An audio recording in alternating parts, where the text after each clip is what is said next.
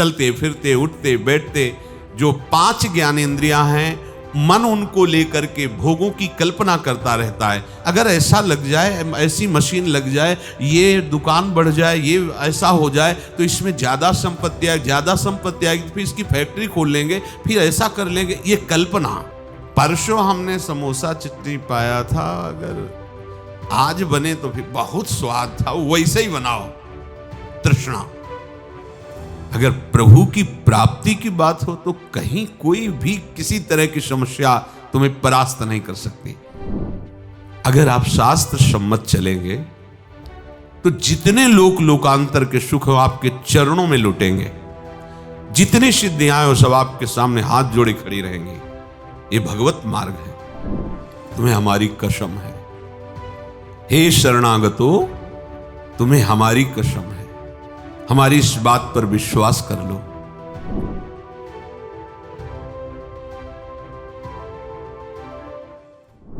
कल्पना। प्रायः सबके हृदय में विषयों की कल्पना होती रहती है। चलते फिरते उठते बैठते जो 5 ज्ञानेंद्रियां हैं, मन उनको लेकर के भोगों की कल्पना करता रहता है। कभी रसेंद्री की कल्पना, कभी श्रवणेंद्री के भोग की कल्पना, कभी जनेंद्री के भोग की कल्पना, ऐसे वो कल्पना में घूमता रहता है। साधु कल्पना नष्ट करता है, वो कल्पना में नहीं घूमता, वो भावना में विचरता है। साधु और संसारी पुरुष में अंतर है, संसारी पुरुष कल्पना में विचरता है। अगर ऐसा लग जाए, ऐसी मशीन लग जाए, ये दुकान बढ़ जाए, ये ऐसा हो जाए तो इसमें ज़्यादा संपत्ति आएगी, ज़्यादा संपत्ति आएगी, फिर इसकी फैक्ट्री खोल लेंगे, फिर ऐसा कर लेंगे, ये कल्पना। ऐसा मकान बन जाए, यहां ऐसा ऐसा ऐसा, वो कल्पना में विचरता रहता है। साधु भावना में विचरता है, कल्पना में नहीं। कल्पना होती है मायाकृत सृष्टि की, और भावना होती है शास्त्र सम्मानित जो सिद्धांत है उसके अनुसार आराध्य देव की। साधु भावोत्सवेन भजताम रस काम धेनुम। साधु भावना करता है, कल्पना नहीं करता।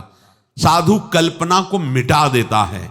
देखो, कभी कल्पना तो नहीं होती तुम्हारे हृदय में, भावना होती कि कल्पना। यदि कल्पना तो अभी हृदय सांसारिक है, मिटाओ उस कल्पना को भावना के द्वारा। भावोत्सवेन भजताम। कभी ऐसा होगा क्या, किसी लाडली लाल कृपा करके हमारे नेत्रों के सामने आएंगे और हमें पुकारेंगे और कहेंगे तू मेरा है, देख आज से मैं तुझे अपनी सेवा में रखती हूं। कभी ऐसा होगा? कभी श्री जी अपने गले की माला प्रसादी हमें देंगे, कभी श्री जी अपना पाया हुआ पान प्रसाद हमें देंगे। क्या कभी लाडली जी के गोरे चरणों को अपनी गोद में लेकर के धीरे धीरे उनमें महावर की रचना, क्या ऐसा सौभाग्य होगा?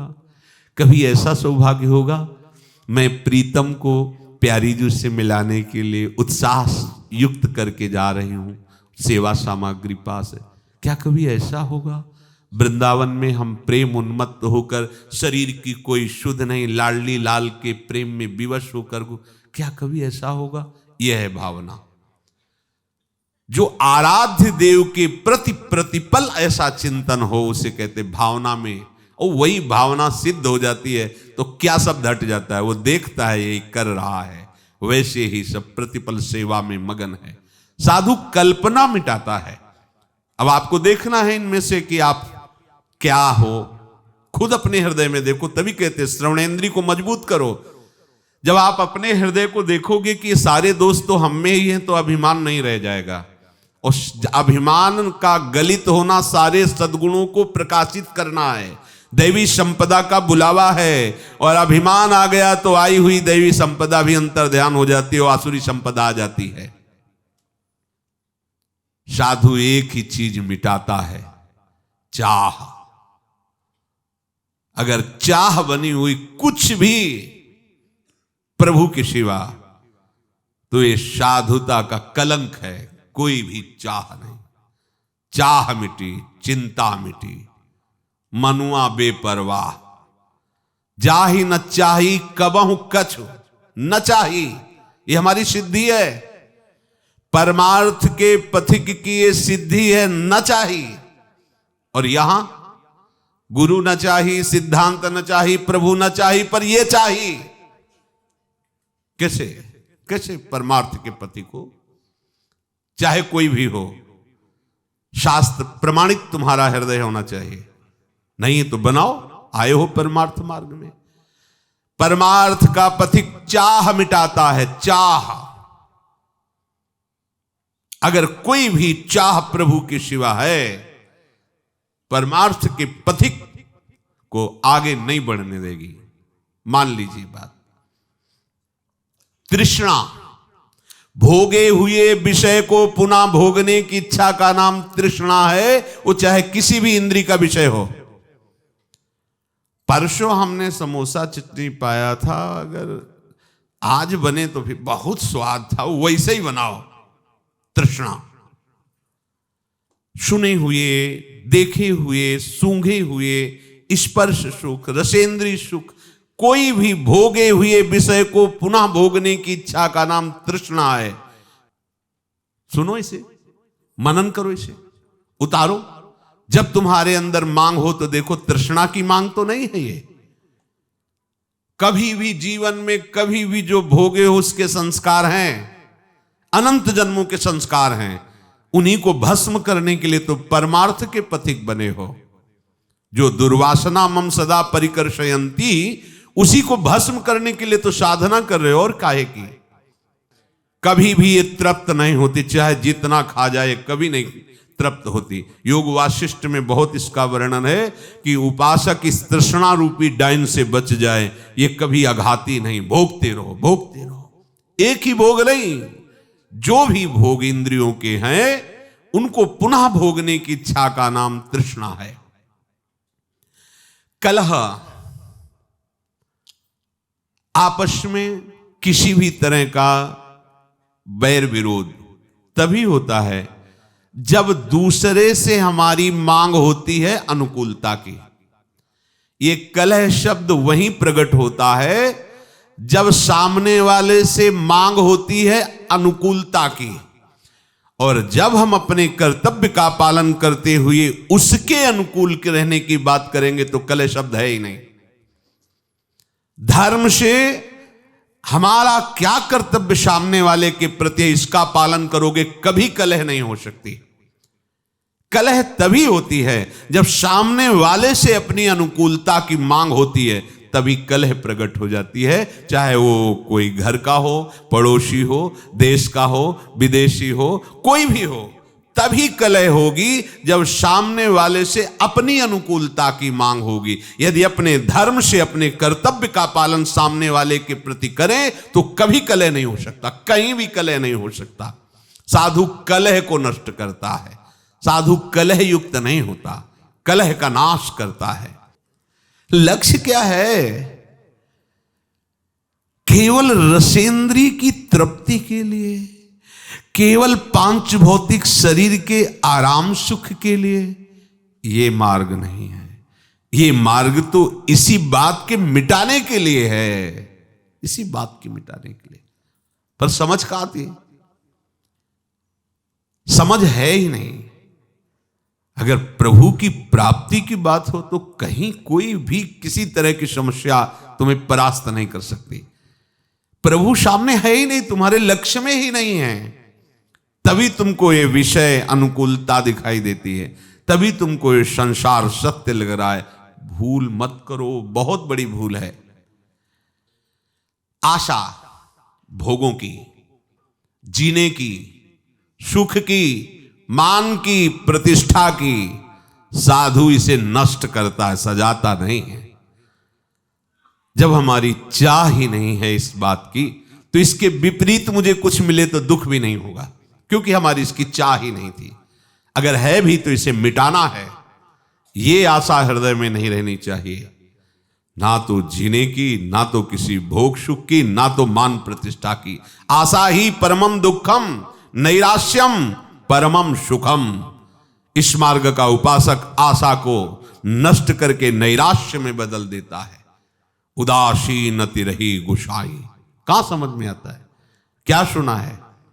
कहां उदासीनता जगत के प्रति है? नहीं, भक्ति के प्रति उदासीनता है। सिद्धांत के प्रति उदासीनता है, और जगत के भोग ये मित्र लगते, ये प्यारे लगते हैं। आशा का नाश करो, तभी साधु बन सकते हो। जिस मार्ग में आप चल रहे हैं बार बार नहीं मिलता, और ये मार्ग ऐसा नहीं है कि आप आराम से मुस्कुराते हुए चले जाओ।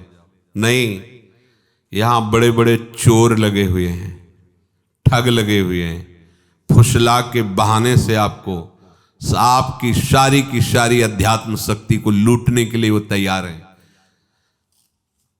थोड़ी भी अपनी मान्यता और आग्रह आपको परमार्थ में नहीं चलने देगा। मान लो ये परमार्थ खिलवाड़ नहीं है, और बहुत सुंदर खिलवाड़ है।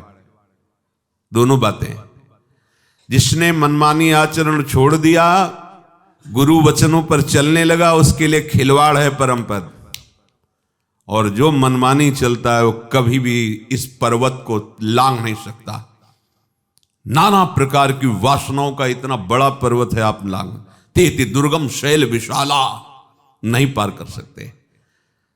और यदि कृपा पात्र बन गए तो मूकम करोति वाचालम पंगुम लंघयते गिरिम। पंगुम लंघयते गिरिम, पैर भी ठीक नहीं फिर भी पार चढ़ जाओगे। यत कृपा तब हम बंदे परमानंद माधवम, वो माधव की कृपा का जो आश्रय ले लेता है सब बात बन जाती। कृपा पात्र वही होता है जो अपना आग्रह दुराग्रह नहीं रखता, केवल शास्त्र सम्मत मार्ग का अनुसरण करता है। शास्त्र क्या कहते हैं ये हमारी समझ ठीक नहीं बैठती, तो गुरुदेव क्या कहते हैं ये बात हमें समझनी होगी। हमारी श्रवणेंद्रिय कमजोर है, 5-5 वर्ष से सत्संग सुन रहे, कोई फर्क ही नहीं पड़ रहा। क्यों? क्योंकि लक्ष्य ही नहीं है भगवत प्राप्ति। अगर भगवत प्राप्ति लक्ष्य है तो कभी कभी वही आराध्य देव गुरुदेव प्रतिकूलता का स्वांग रचते हैं, तो उस उपासक के हृदय का लक्ष्य जो है वो उसके हृदय में छा जाता है, और निर्णय निकलता है कि अब मेरा अस्तित्व क्या है। ये चाहे प्रशंसा करे, माला पहनावे, या अपमान करे, निंदा करे, अब मैं बचा ही नहीं, ये अपनी ही प्रशंसा कर रहे, अपनी ही इनका खेल है। अब मेरा अस्तित्व क्या है? मैं ये है। जो भगवत लक्ष्य को दृढ़तापूर्वक स्वीकार करके चलने वाला उपासक है, उसकी ये स्थिति होती है, उसको इससे कोई परवाह नहीं आती। पर श्रवणेंद्रिय कच्ची है, सुना ही नहीं अभी तक। ये आश्चर्य की बात। पानी में मीन पियासी मुझे सुन सुनी आवे हांसी, जल में खड़ा है भी प्यास प्यास रट के मर रहा है। अरे थोड़ा ग्रीवा झुका देख, जल में खड़ा है। थोड़ा अहंकार नीचा कर, अहंकार मिटा देख, अमृत समुद्र वृंदावन धाम में बैठा हुआ है। अब कौन सा तुझे सुख चाहिए? पर जब तक अहंकार है, वृंदावनी इह विधि बसे तज के साबाभिमान, केवल अभिमान शब्द नहीं लिखा, साब विद्यारूप महत्व गुण धन जोबन अभिमान, सठकंटक देखे जहां रहे न भक्ति निदान। आए किस लिए हो? भगवत प्राप्ति के लिए। अगर नहीं तो समय नष्ट मत करो, एक मार्ग चयन करो, या तो प्रवृत्ति मार्ग या तो निवृत्ति मार्ग।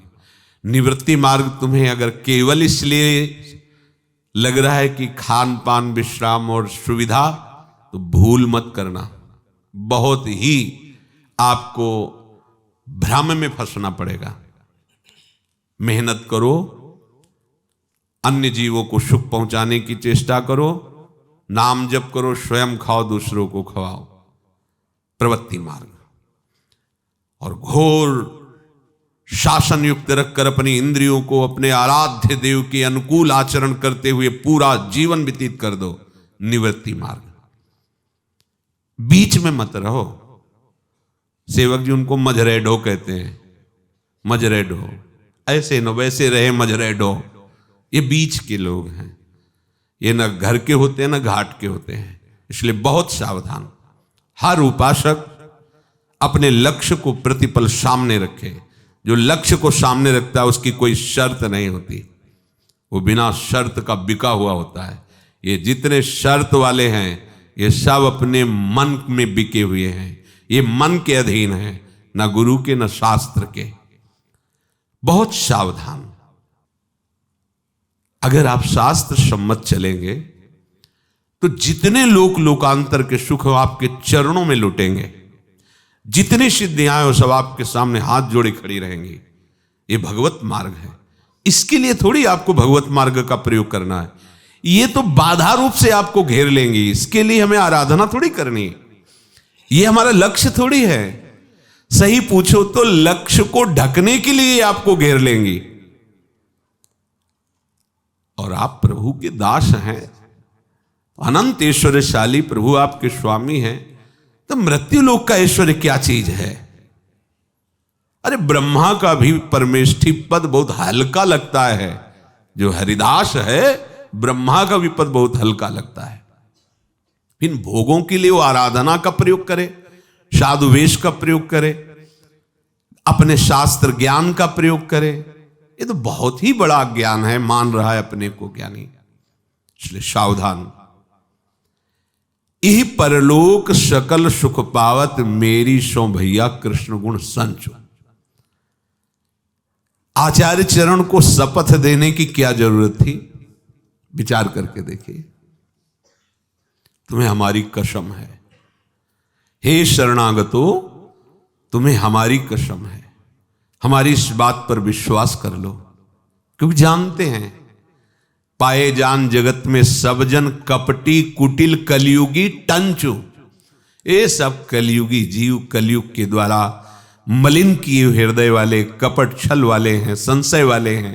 इसलिए कह रहे मेरी सो, तुम्हें मेरी शपथ है, यदि तुम कृष्ण के गुणों का गायन करोगे, उनका चिंतन करोगे, मनन करोगे, तो तुम्हें इस लोक में भी और परलोक में सदा सुख ही सुख मिलेगा। तो हमें सुख लक्ष्य करके प्रभु का भजन नहीं करना।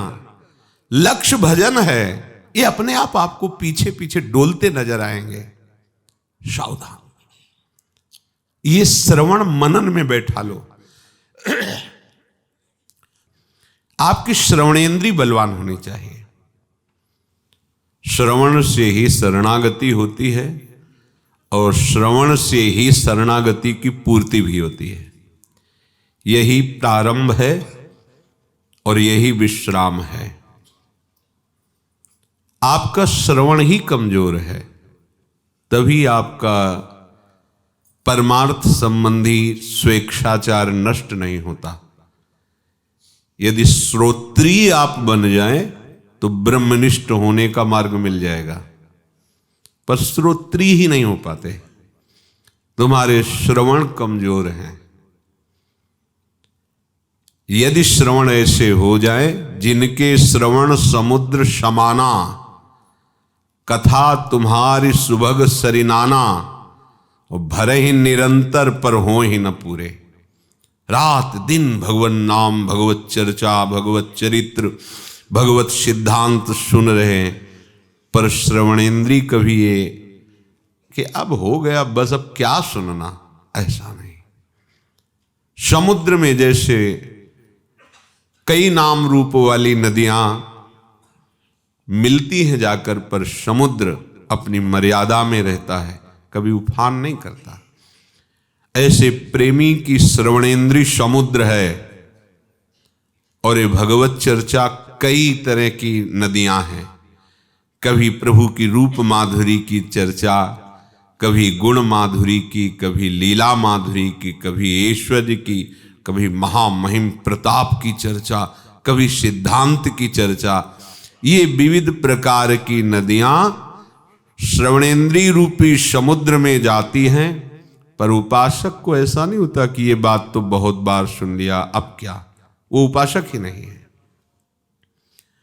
यदि आप सत्संग श्रवण करते हैं तो मुझे लगता है कि अपनी दिनचर्या से अलग कोई स्वाध्याय करने की जरूरत ही नहीं है।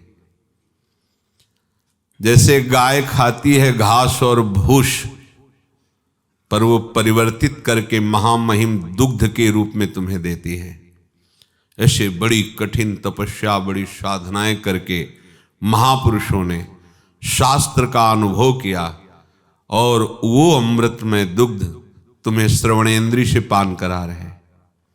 तुम्हें अब घास खाने की जरूरत नहीं है, भूस बटोरने की जरूरत नहीं है, तुम्हें तो दूध और घी मिल रहा है, खाओ और स्वस्थ हो जाओ, स्वस्थ अपने स्वरूप में स्थित हो जाओ।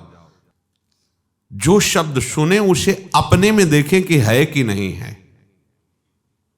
अगर अपने में नहीं है तो उदास होकर उसे धारण करने के लिए तत्पर हो जाना चाहिए। यही उपासक का लक्षण है। अगर मनमानी आचरण, तो हमें लगता है कि उसका लक्ष्य ही नहीं बना भगवत प्राप्ति। नहीं, ऐसा कैसे हो सकता है? कोई भगवत प्राप्ति का लक्ष्य बना के फिर शास्त्र और सदगुरुदेव के विरुद्ध आचरण कैसे कर सकता है? कर ही नहीं सकता। उसका हृदय भयभीत हो जाएगा, उसको भारी अशांति हो जाएगी कि जीवन है किस लिए मेरा। पर जिन्होंने लक्ष्य बनाया है विषय, शरीर सुख आराम, और वेश बनाया है उस सुख और आराम के लिए, वो कभी शास्त्र सम्मत मार्ग में चल ही नहीं सकते।